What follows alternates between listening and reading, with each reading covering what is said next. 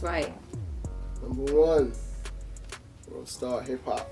Did we get it right? Like, Damn, yo. But you see, I feel like what he did wrong was greed. Um, then he tried to like getting real messy, getting in certain beefs, you know, that just causes bad drama. Having certain things posted on your website, it's just some things is just all money ain't good money, like she said in Players Club, you know what I mean? Shout out to those writers. I think Ice Cube wrote that, but all money ain't good money, so all clout ain't good clout, all views ain't good views. are we right in giving you that number one spot in Power 30? Hell yeah, you're right. We should be number one and two, to be honest. You know, there shouldn't be no one next to us because we're killing everyone. From here, though, it would only go downhill for WorldStar. For starters, 50 Cent would eventually win his lawsuit against Q, resulting in a summary judgment, which means that 50 Cent had such a strong case, there wasn't even a need to have a trial, and I'm sure this resulted in a payout on WorldStar's part to 50 Cent. However, when I tried to find the documents to see if the amount paid to 50 was disclosed, all of the court records have been scrubbed from the internet for, get this, copyright infringement. Seems like Q really wanted this giant L that he took to remain a secret. Now, there were also talks of Paramount purchasing a film idea from Q, a film that was supposed to be like Ferris Bueller's Day Off, and it even had Russell Simmons signed on to co-produce it, but the film never materialized and no other news ever came out about it. In fact, after hearing about the film, most people were not feeling the idea, with some users saying stuff like, this is a site that I frequent for all the wrong reasons, but WorldStar Hip Hop as a feature film concept is Paramount's way of trying to be cool and hip. Studios, if you're gonna throw us a bone, how about a black superhero franchise? This is amongst the stupidest idea I've ever heard in my really long life. In 2015, Q said that he turned down a $40 million deal where a buyer wanted to purchase a 40% stake in his business. Q said at the time, turning down the money was a big risk, especially if WorldStar's popularity had peaked. And He bugging. I would have sold that shit. 40%, here you go. Took my 40 mil, been out.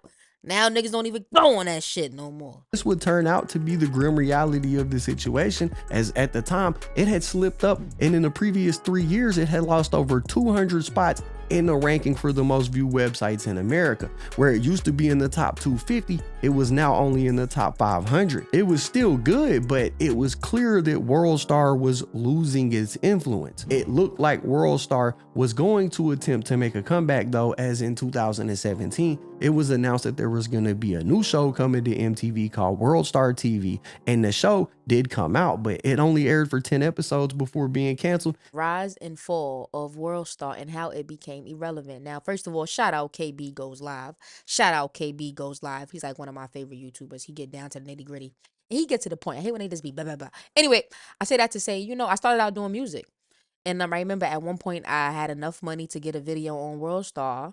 I think they was charging me probably like $4,000 and I did not pay it. I was like, F y'all, I refused to. Because I just, at that time, they wasn't even that lit to be charging that much. So I say that to say, maybe that's probably why they started getting irrelevant, charging so much. God don't like greed.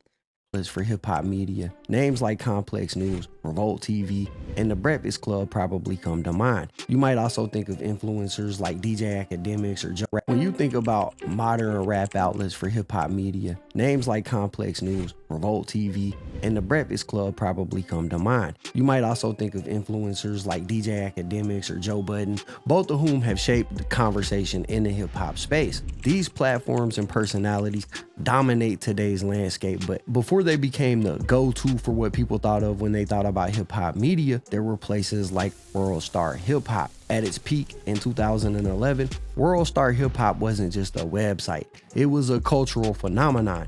In 2011, WorldStar Hip Hop was among the top 250 websites visited online, beating out other much larger brands like CBS News, with videos on the platform racking up millions of views daily. But in 2024, WorldStar feels like a shadow of its former self, with it rarely ever being mentioned, not just in hip hop, but just in general. It seems that most people have Oh shit, yo, KB stepped his game up. Usually he does be behind the screen. Yo, shout out KB, yo.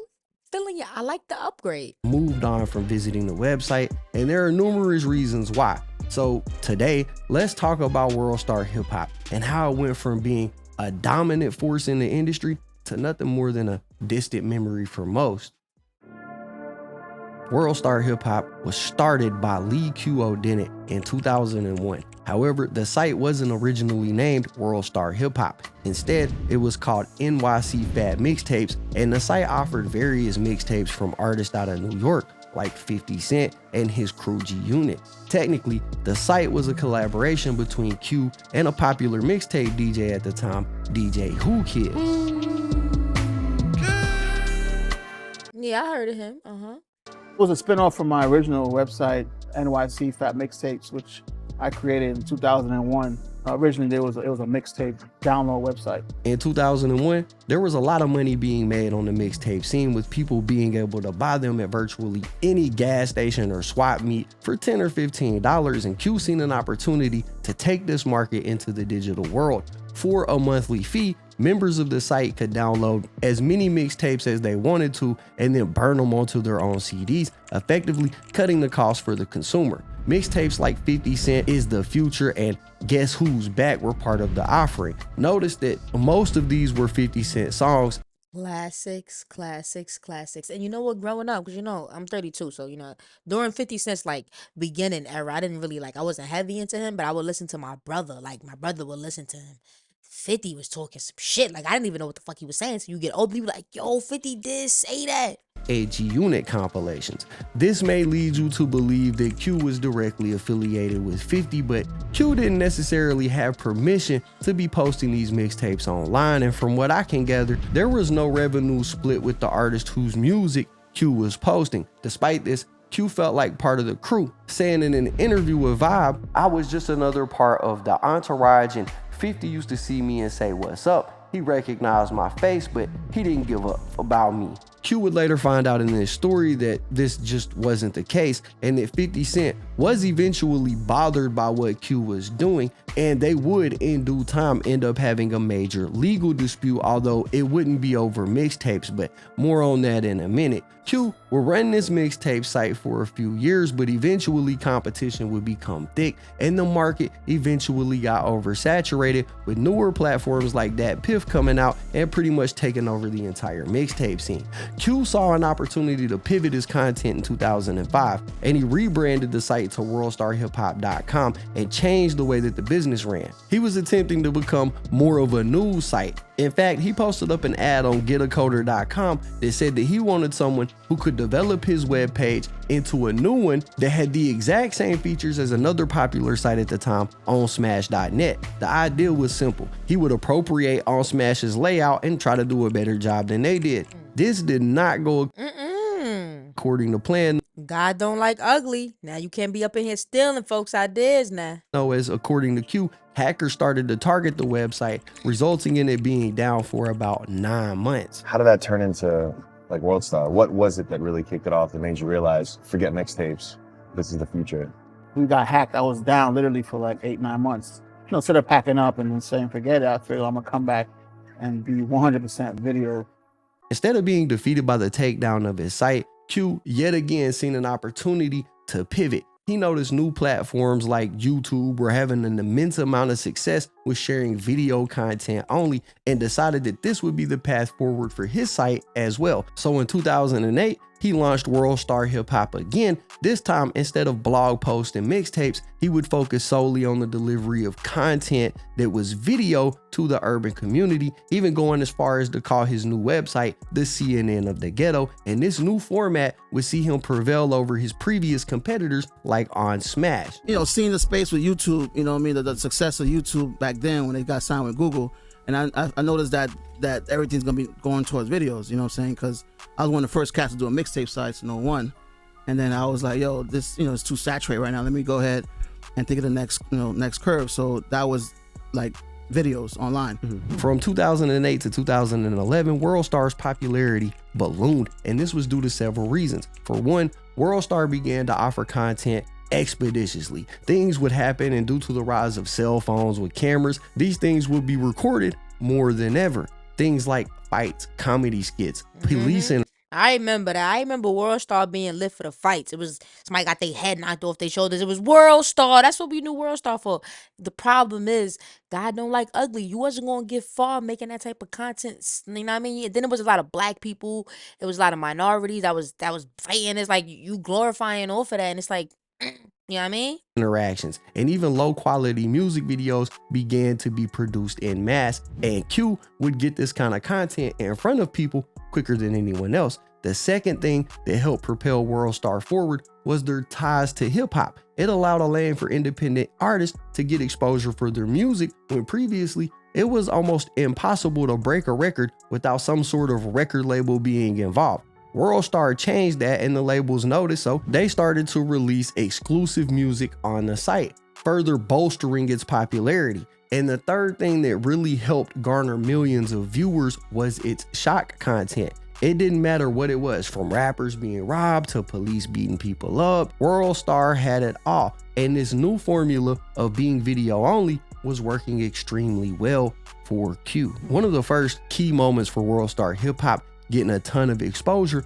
was in January of 2008, when a video of a masked man claiming he killed rapper Stack Bundles in exchange for payment from Dipset head honcho Jim Jones was posted to the site. Copies of this video still exist today, although WorldStar eventually removed it after catching backlash for allowing it to be posted in the first place.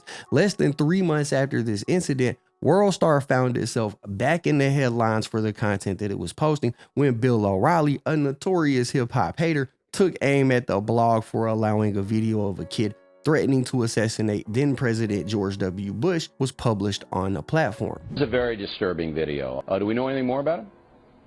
It's on a hip-hop website that embeds a lot of video, mostly rap videos and news about rap stars and that kind of thing. If this were an adult, the Secret Service would arrest the adult. Now, I believe the Secret Service should arrest the parents of this kid and the purveyor of the website. The video in question was They said Bill O'Reilly was a hating ass nigga. That nigga still around? originally uploaded on YouTube but was quickly taken down. However, it continued to garner attention due to it only being available on WorldStar after YouTube removed it. These were the first few bits of controversy that helped WorldStar gain mainstream attention, but it was far from the only problems they ran into. For example, Bill O'Reilly made it a point to continue to talk about WorldStar on his show, advocating for the police to interfere and investigate Q for the things that were being posted. By doing this, he thought he was helping bring down the site, but was actually inadvertently helping the site gain even more exposure. On a hip-hop website, a woman is shown teaching a little girl to say obscene things about Barack Obama. And this surfaced on a hip-hop website that claims to be the CNN of hip-hop. I can't believe that anyone would host that kind of filth. Now, who's behind it? Do we know who's behind it? The person who's in charge of the hip-hop website, which I don't want to say, he claims his name is Q. He's so not we taking know it down. we know who put this on there, this guy Q, right? We know that. Yes, he's the guy who's in charge of the site, and So he's the allowed it to stay on there. FBI should be interviewing this guy. So that's easy to do, and we expect the FBI to do it, and we're going to follow up on that. It wasn't just the controversy helping give the platform a national spotlight either. They started to see traction in the world of music as well when they started allowing artists, no matter if they were signed or not, to basically premiere their music on the website for a fee. And the first person to take advantage of this was Ace Hood when he released his single Cash Flow via WorldStar in April of 2000. Yo, I was just thinking about Ace Hood. Yo, let me tell you something. That nigga Ace Hood was nasty. Like, that nigga had balls, yo. Who he signed to? I think it was Rick Ross that had him, right? He didn't know what he was doing. He should have been signed to like somebody else more important at that time. Because Rick Ross, when you a rapper, you focus on yourself. Rick Ross probably didn't put the energy into him because Ace Hood was one of them ones he could have went really far. Like, no funny, Ace Hood was better than Jay-Z. That's facts. I'm telling you right now. Jay-Z, Ace Hood rap way better than Jay-Z. I don't care. Take it personal. I'm telling you right now. I'm telling you, that nigga can actually rap. It was entertaining. Jay-Z rapping is boring to me. Maybe it's because I'm 32. I don't know, but that's just how I feel. 2008, and it racked up over 7 million views on WorldStar alone since it was released. This would lead Q into an entirely new lane as far as what was being posted on his site and open up new opportunities, as this was the first premiere of many that came in the years after that, with tons of artists hoping to get their big break by promoting their art on the website. In 2009, WorldStar ran into a bit more trouble though when 50 Cent decided to take legal action against WorldStar for using his likeness. But this wasn't for the previous distribution of his mixtapes though. Instead, he sued WorldStar because they had a banner on their site that had 50 Cent in it, and 50 Cent said that he felt like that made people think he was associated or involved with the site when he wasn't. You know, but WorldStar, I got a lawsuit against WorldStar for utilizing my likeness. A lot of people felt like that was my site because they seen my face on the cover of an infringement with iRobot for a long time. But QC, you should really be nice to me, because when you're not nice to me, then I'm not nice. You know?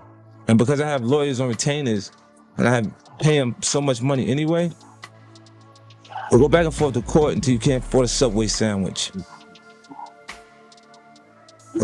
Damn, but you see, this is how I wish street niggas would handle shit. Handle it like this, shit, nigga. Like my lawyers versus your lawyers, nigga. Like, you know what I mean? That way nobody die. I gotta pay him anyway. Now, you might think that 50 was mad at Q because of the distribution of his mixtapes early on, or maybe even because he used his likeness on that banner, but the truth is, it was something way more petty than that. For those who are unfamiliar with 50 Cent's history, him and another rapper, Rick Ross, got into a back and forth years ago, and the two never really had love for one another. Well, according to 50 Cent, he didn't like the way WorldStar was platforming Rick Ross and allowing his competition a lane to take shots at him. He even went as far as suggesting that Rick Ross was cutting WorldStar checks to help make Rick look good in the public eye. Being and having a strong viral presence, you know, so a lot of times, like, even Rick, like they spent additional marketing dollars on Rick Ross to combat my presence at that point. You know, they was writing WorldStar checks.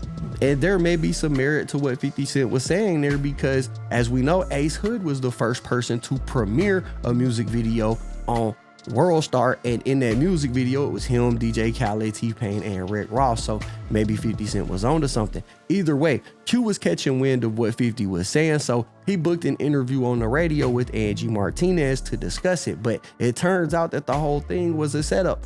Angie was working with 50 to basically backdoor Q, and instead of an interview with Angie, when he called into the radio, he got confronted by 50 Cent. Damn, Angie messy like that? She's still fine though. That sucker's on the phone. Don't what's up me, you sucker. Don't what's up me, you sucker. I should black your eye. I said, don't what's up me, you sucker. Tell him I was on my tour bus in 2003, you punk. And you created an area where everybody can try and hate on me. You know you're a punk. You know you're a punk, Q. You know I'm the wrong one to even be playing with. I never was a punk, B. I was a good dude for you. Yeah, you was a sucker. And you know not to keep playing with me anyway. So I don't know why. Yo, I don't even know, like, when do we take 50 seriously? You keep pushing me until I gotta do. Don't tell me to chill out. Don't you ever tell me to chill out. You sucker. You're nowhere near my caliber of breed, punk. Okay. You know that. So front for Angie or anybody else there, and they'll be watching. They'll watch on the Channel 7 News, you sucker. You know how I get down. Now play with me if you want. Play with me if you want. Play with me if you want. You see the suit and tie you. Yo, I'm weak. Think I clean all the way up like that? Watch me show you some of the old me. Keep playing with me, Q. Keep playing with me. Don't you ever try to front. And on the radio, I dare you to try and say something crazy. What are you talking about? I don't know what you're talking about. You a sucker. Okay. That's why you come. If you're in New York, you come to my office and we sit down and we talk. Don't you ever talk to me on the radio. Yo, why you letting a grown man yell at you like this? I told Angie she could go and put you on the radio because you know better, because you knew no better. Come on, man. I ain't trying to talk to you on the radio. I'm trying to talk to you one-on-one. All right, then you come to the office and we sit down, and that's it. All right, We'll talk later. Ain't nothing to talk about on the air. You heard me. Now, 50 and Q never did squash their beef, but this confrontation honestly didn't do anything but help give WorldStar more publicity, which in turn just continued to help the site grow. 50 was already massive, so for Q to get him worked up and responding in front of the whole world really just turned out to be a massive W. Now, 50 would eventually clap back even more by starting his own competing site called This Is 50 with the exact same Yo, I never went on that website not one time in my life. Did y'all? kind of layout and even the same type of content. And we know that 50 Cent started this site out of pettiness because in an interview with Vibe, he said, if there's a dispute between me and another artist, there's more online traffic, people trying to keep up with it, almost like a soap opera. What happens is he, as in Q, tries to cover the other side of it as much as possible so he can have exclusive content. But he can't have exclusive content with This Is 50 being in existence. In January of 2011, WorldStar's website was taken offline again, and this time 50 Cent found himself taking full responsibility for it, tweeting out, "I put WorldStar to bed. You don't believe? Try me. I will shut your stuff down." However, it turned out that 50 had nothing to do with the shutdown. Instead, a creator named I Shat On You filed a DMC copyright takedown notice with the server owners that were hosting WorldStar's website. Apparently, they had uploaded a video that he made to the site with nothing more than a description that said, "Courtesy of Mahad." When the creator asked the site to add an attribution so he could get recognition for his video, they ignored him, leading to the complaint. And see, that's what happened when you ignore folks. Site's takedown. Now, Q claimed he never received the DMCA takedown notice, and eventually the site would go back online. Later that year, in November of 2011, the WorldStar battle cry would actually become a thing. One of the first times that this chant was ever heard was in a video that went viral on WorldStar of 3 teenagers jumping a man named Daniel and Dara after he scolded them for spitting on the train subway cart floor. During the beatdown, you can hear bystanders shouting WorldStar in the midst of the altercation. This symbolized two things: how much of a household name Q's website had become, and the violence that was associated with the site. This is really when WorldStar reached. Yo, I always wanted to know where that WorldStar thing came from. Yo, KB did his thing. Or whatever program they be using, because they, you know, they got them programs, but still, he put it together really nicely. No funny shit, KB, you did your shit. This peak in popularity, with millions of daily visitors logging into the website to see what was going on in the world around them. They were even named the #1 most influential platform in hip hop by The Source around this time. Pick up that magazine right there, and let me see it on screen here. And I want you to open to the page where you're #1 in the Power 30 list, and just show us that. There we go. Let's get that zoom in on that photo. That's right. #1 WorldStar hip hop. Did we get it right? Like, damn, yo. But you see, I feel like what he did wrong was greed. Then he tried to like getting real messy, getting in certain beefs. You know, that just causes bad drama. Having certain things posted on your website, it's just some things is just, all money ain't good money, like she said in Players Club, you know what I mean? Shout out to those writers. I think Ice Cube wrote that, but all money ain't good money, so all clout ain't good clout, all views ain't good views. are we right in giving you that #1 spot in Power 30? Hell yeah, you're right. We should be #1 and 2, to be honest. You know, and there shouldn't be no one next to us because we're killing everyone. From here, though, it would only go downhill for WorldStar. For starters, 50 Cent would eventually win his lawsuit against Q, resulting in a summary judgment, which means that 50 Cent had such a strong case, there wasn't even a need to have a trial. And I'm sure this resulted in a payout on WorldStar's part to 50 Cent. However, when I tried to find the documents to see if the amount paid to 50 was disclosed, all of the court records have been scrubbed from the internet for, get this, copyright infringement. Seems like Q really wanted this giant L that he took to remain a secret. Now, there were also talks of Paramount purchasing a film idea from Q, a film that was supposed to be like Ferris Bueller's Day Off, and it even had Russell Simmons signed on to co-produce it, but the film never materialized and no other news ever came out about it. In fact, after hearing about the film, most people were not feeling the idea, with some users saying stuff like, "This is a site that I frequent for all the wrong reasons," but WorldStar Hip Hop as a feature film concept is Paramount's way of trying to be cool and hip. Studios, if you're gonna throw us a bone, how about a black superhero franchise? This is amongst the stupidest idea I've ever heard in my really long life. In 2015, Q said that he turned down a $40 million deal where a buyer wanted to purchase a 40% stake in his business. Q said at the time, turning down the money was a big risk, especially if WorldStar's popularity had peaked. And he bugging. I would have sold that shit 40%, here you go. Took my 40 mil, been out. Now niggas don't even go on that shit no more. This would turn out to be the grim reality of the situation, as at the time it had slipped up, and in the previous 3 years it had lost over 200 spots in the ranking for the most viewed websites in America. Where it used to be in the top 250, it was now only in the top 500. It was still good, but it was clear that WorldStar was losing its influence. It looked like WorldStar was going to attempt to make a comeback though, as in 2017, it was announced that there was going to be a new show coming to MTV called WorldStar TV, and the show did come out, but it only aired for 10 episodes before being canceled and pulled off the network. 1 week before the show aired, on January 24, 2017, it was announced that Lee Q O'Dennett had passed away. And according to What? That's so sad. No way. That's like a part of history, man. He's a part of history. reports, he was found unresponsive at a San Diego massage parlor, with the official cause of death being natural causes due to issues with morbid obesity and plaque buildup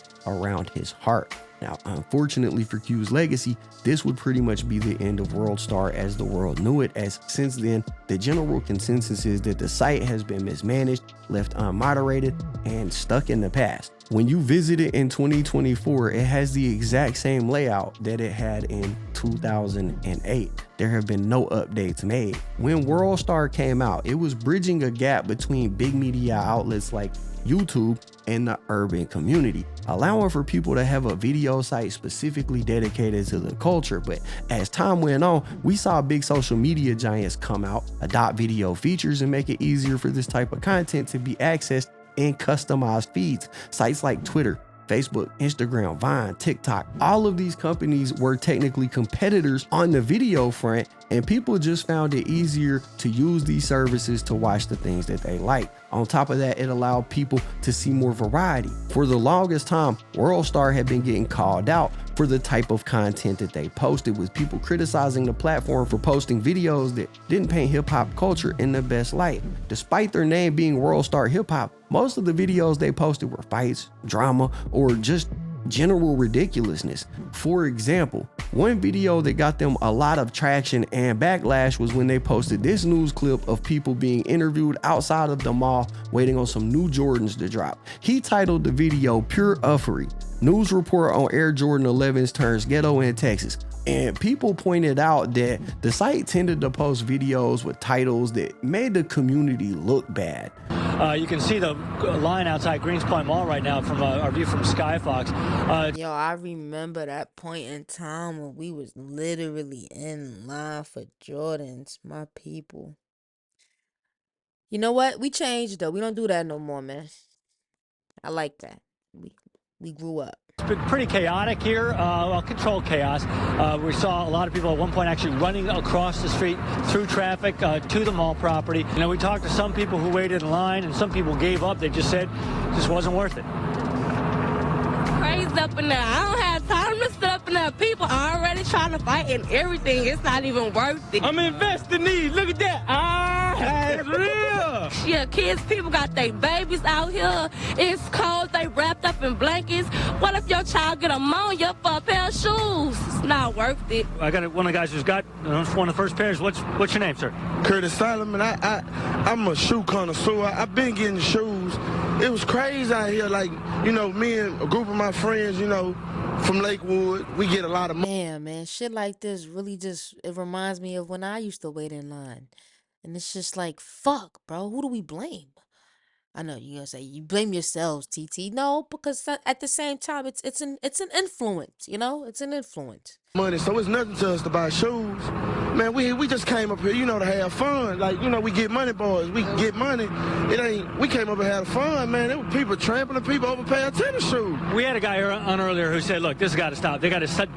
Michael Jordan got to stop doing this because someone's going to get killed. What they need to do, instead of letting us come up to these malls. Michael Jordan just need to have all the shoes in his house, and we go to his house and buy the shoes. Yo, I'm weak. We gonna see if you like that, Michael Jordan. Come on, talk to the people, man. Boy, live from Lakewood. Man, look, Michael Jordan needs to stop playing with all his brothers, his black brothers out here. He needs to go ahead and let all us be able to buy enough pair of shoes, because, you know, it's a shame the little kids out here couldn't get the shoes. I seen little kids crying because they can't get shoes, though. 30 pair of tennis shoes to a store. Man, I seen one mama was in tears because she couldn't get the shoes for her kids. You know, it break our hearts out here, though. But you know what? To get money, boys, we do have some shoes we are selling. So parents, look us up. I am screaming. You know? All right. Okay. All right. It was things like this, coupled with the other distasteful videos that were being posted and the unmoderated comment sections, that led to people turning their back on WorldStar. But when Q was alive, he always did his best to combat these criticisms, saying that he didn't make the content, he just aggregated it into one place, and that nobody was being forced to watch it. It's not just gonna paint this Disneyland picture for everyone wants to see. So we like to show the good, the bad, and the ugly. And you know, that's our job as well, to be real. And I think that these videos were there before WorldStar. It's not just something that we created, you know what I mean? I get a lot of people pointing fingers at me for their misery and what's on the internet. But the thing is, I look at, you know what I'm saying, like rappers like Eminem, Two Live Crew, Tupac. I mean, these guys got criticized just the same as I'm getting criticized. So it's so easy to point the finger at them, because when you become real, you tend to get a lot of people that don't understand that. So with our website, you know, you have the control, like having the remote. You know, no one's forcing you to watch this. And on the surface, it's a decent defense. Nobody was mad at the original news station for posting it, but then again, the original news station didn't title it the way WorldStar did. And on top of that, it seemed to the general public that WorldStar was posting a lot more bad and ugly than good. So this definitely contributed to his downfall. Q even went as far as to say that if there was a video of his mama getting knocked out, he would post it on the site. You get a video of your mom. Okay. She picking apples off a tree or something? Getting knocked out. Knocked out? Oh. Okay. Guaranteed 300 million hits if you post this. Do you put the video up? Most definitely. But there was more, like the fact that at some point WorldStar realized that they couldn't compete with the bigger competition, social media. So they just decided to join, starting a YouTube channel for WorldStar, creating several pages on different platforms so that they could post content there, right? They really fell into the crowd, and it's not like they had a choice. These companies were becoming massive and still are massive. Now, these days, all of these accounts have millions of followers on them, but it took time to build, and the quality of content is just not that great. For example, their IG page is basically nothing more than a fancy meme page, and their YouTube channel is only used to cash in on unsigned artists looking for promotion.